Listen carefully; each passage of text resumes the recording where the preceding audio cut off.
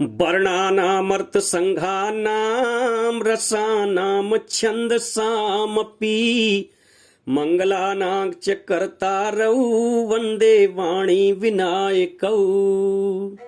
वंदे वाणी विनायकौ।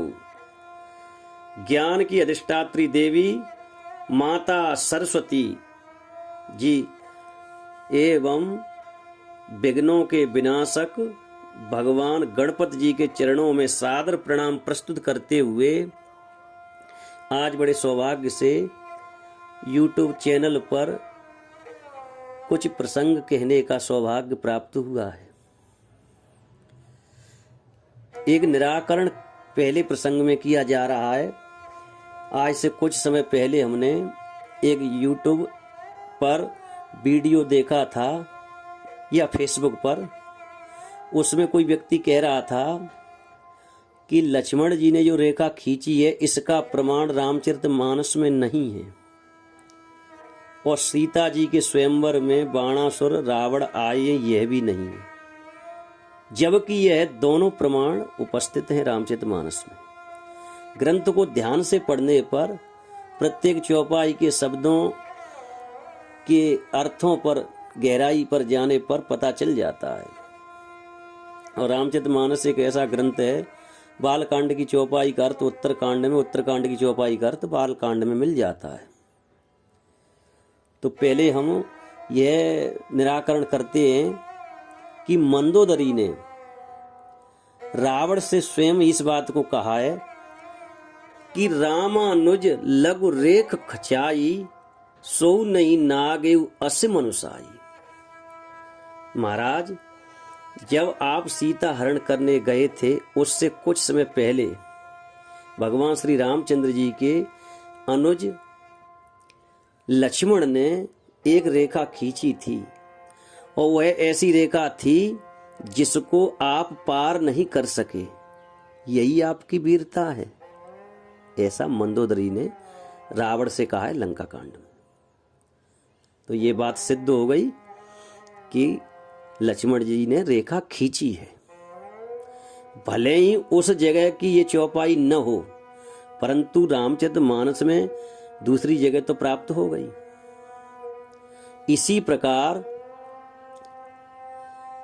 स्वयंवर में जहां पर अनेक राजा उपस्थित हुए थे सीता जी के स्वयंवर में, वहां रावण और बाणासुर भी आए हैं और वहां बालकांड में ही दो जगह यह बात सिद्ध होती है। जब श्री रामचंद्र जी धनुष तोड़ने के लिए खड़े हुए थे उस समय सीता जी की माता जी सुनैना ने इस बात को स्वयं कहा है कि रावण बाण छुआ नहीं चापा हारे सकल भूप कर दापा। रावण और बाण यानी बाणासुर ने और रावण ने इस धनुष को छुआ तक नहीं है और जितने भी राजा लोग इस सभा में थे, बड़े बड़े योद्धा थे, वीर थे, वो उनका अहंकार खंडित हो गया। जो बल का अहंकार था वो समाप्त हो गया। तो इस बात को सिद्ध स्वयं सुनैना ने किया। और एक स्थान पर जब धनुष टूट चुका था, महाराजा दशरथ जनक जी की तरफ से दशरथ जी के पास जो दूत गए थे संदेश लेकर, उन दूतों ने भी इसी बात को महाराजा दशरथ जी से कहा था कि सकै उठाए सुरासुर मेरु सो ही हार गए कर फेरू।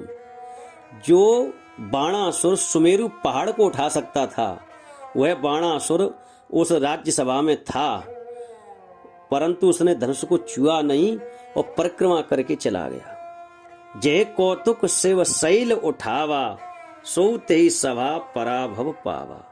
जिस रावण ने भुजाओं के बल से खेली खेल में कैलाश पहाड़ को उठा लिया, वह रावण भी उस सभा में पराजय को प्राप्त हो गया। तो ये दोनों प्रसंगों से ये दोनों बातें सिद्ध हो गई।